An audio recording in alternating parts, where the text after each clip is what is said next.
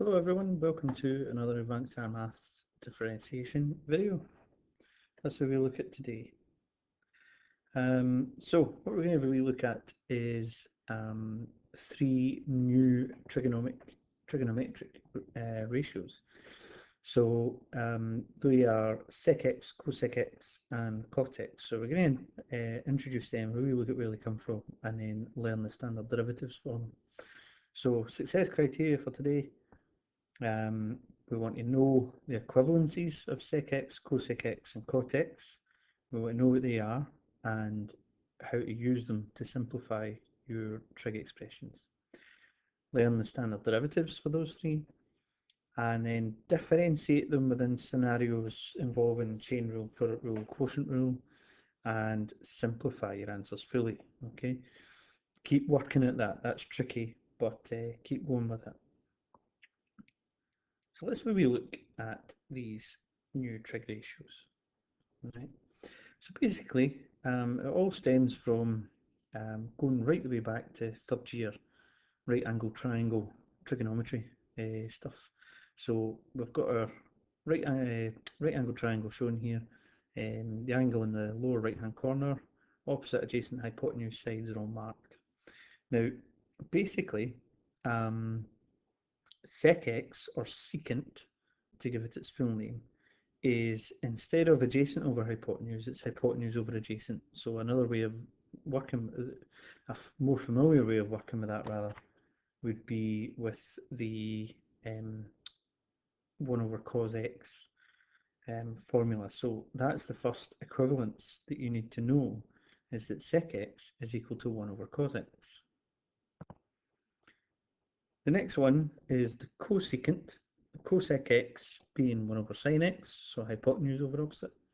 And the last one is cotangent, 1 over tan x, which is shortened to cot x, and that's adjacent over opposite. So that's three new trig ratios which you need to learn, basically. They aren't on the formula sheet. Okay. So let's have a little look at their derivatives, and we'll also use these derivatives to show how you can simplify expressions using sec, cosec, and cot x. So differentiate y equal to tan x. Now what we have with this one is, well, we don't know how to differentiate tan x, so you've kind of got to start off with, well, let's let tan x equal sine x over cos x. And that's really the kind of best way to start off. So, because if we do that, then we've got a method for differentiating functions like this. U equals sine x, v equals cos x, and u dash to be cos x, and v dash to be minus sine x. And that, what we're going to do is use the quotient rule. Okay, so let's have a look. Dy by dx will be vu dashed, so cos squared x, take away uv dashed. Now uv dashed is negative sine squared x, and taking away negative sine squared x is the same as adding sine squared x all over v squared, which will be cos squared x.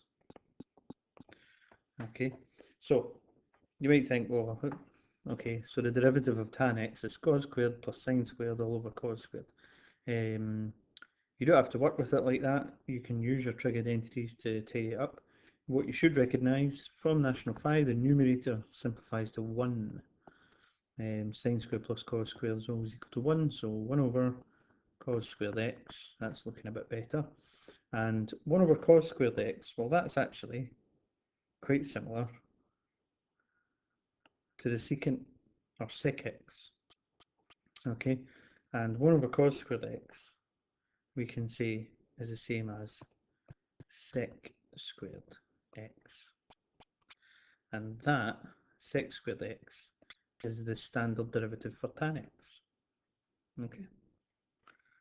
As we look at some other ones, so let's look at the derivative of sec x this time. Okay, so the derivative of sec x. Well, sec x, so this is where you need to start thinking. It's really helpful to know those equivalencies. You've got to think, right, sec x, which one is that? Is that 1 over cos, 1 over sine, or 1 over tan? Sec x is 1 over cos. Right. So if that's the case, then how best to go about differentiating this? Well, you could use the quotient rule, let u be 1, let v be cos x, or you could write it as cos x to the power negative 1, and differentiate it using the chain rule. You can get away with that so long as you don't confuse this expression with inverse cos of x. Right? They do not mean the same thing. Okay, and that you'll see that there's you would realise anyway that there's a very clear difference between those two things, but you will see that when we look at the next lesson, which is differentiating inverse trig functions, so differentiating inverse cos of x. So those two things are very different, don't muddle them up. Right, differentiate using the chain rule then, so dy by dx. So that's going to be negative cos x to the power of negative 2 times the derivative of cos x, so times negative sin x. Let's tidy this up. Deal with the negatives. The double negative is going to make the whole expression positive. And we're going to have sin x on the numerator, and because it's cos x to the power negative 2, that drops onto the denominator with a positive power, and we get cos squared x. Now, again, let's use our new trig ratios to help tidy this up a bit. We've got sin x over cos x times 1 over cos x. Okay, so that writes this as a product. Okay, and the benefit of that is that the product, each part of the product simplifies. Sin x over cos x is tan x, and 1 over cos x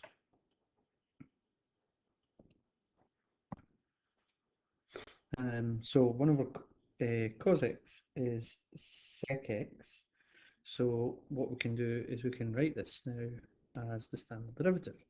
And what we get is sec x tan x. Okay? And that's the derivative of sec x tan x. Right, let's have a look at these two together, okay?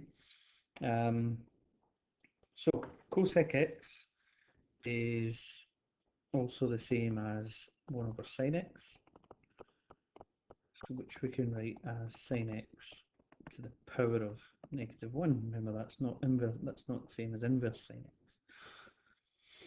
So dy by dx is negative sin x to the power of negative 2 times cos x, the derivative of sin x,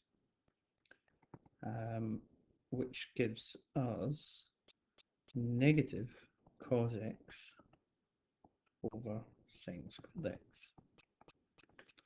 Okay, now this one's you've got to be a wee bit more, I don't know, imaginative, if you like, to simplify this. We're going to use the same sort of technique as we used in the last one. Let's write this as a product of two fractions. What we get is negative cos x over sin x times 1 over sin x.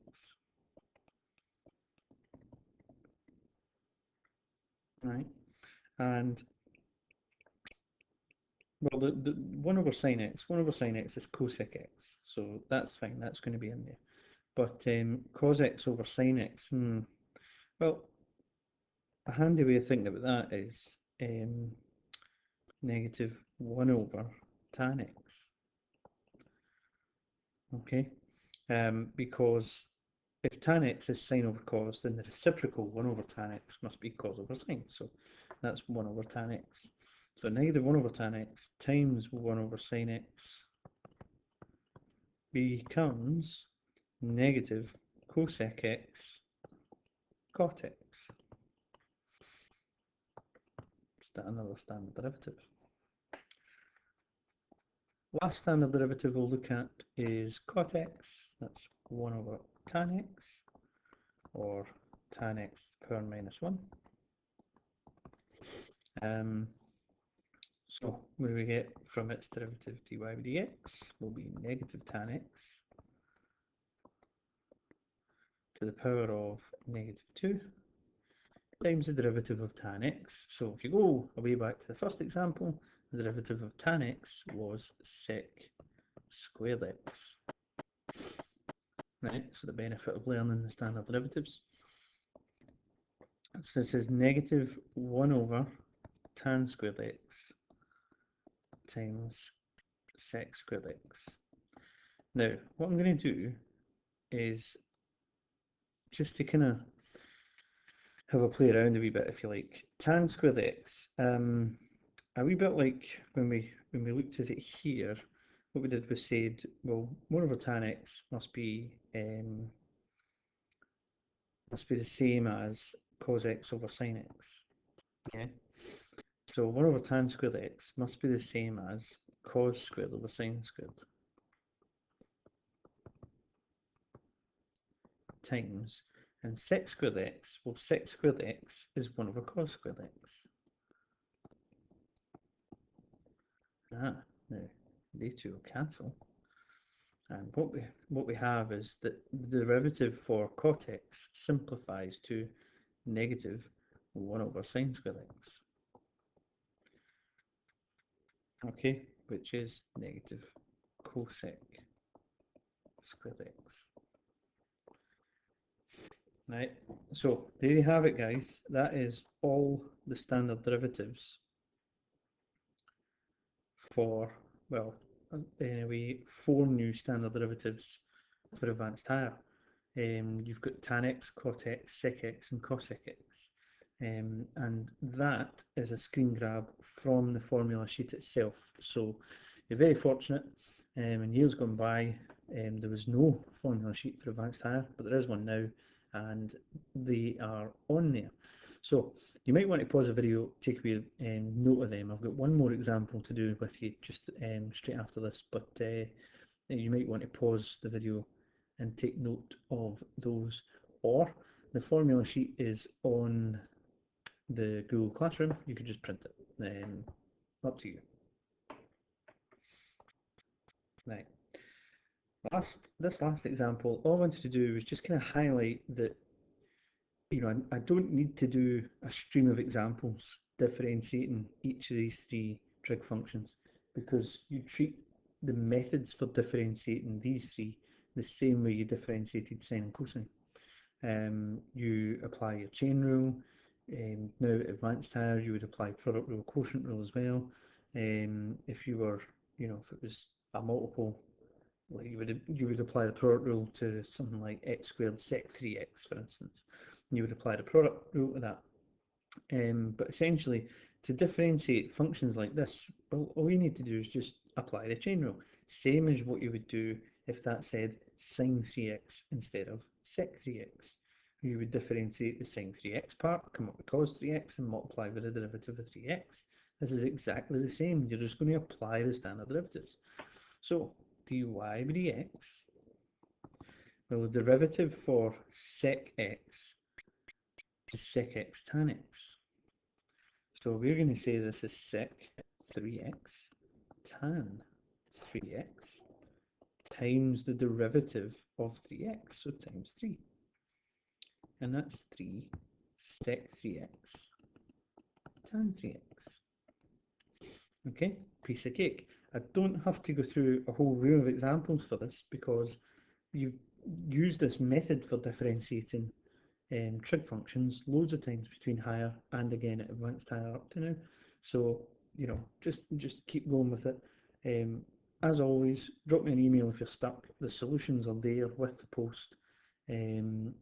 have a go at it and see how you get on. Okay, thanks very much, guys.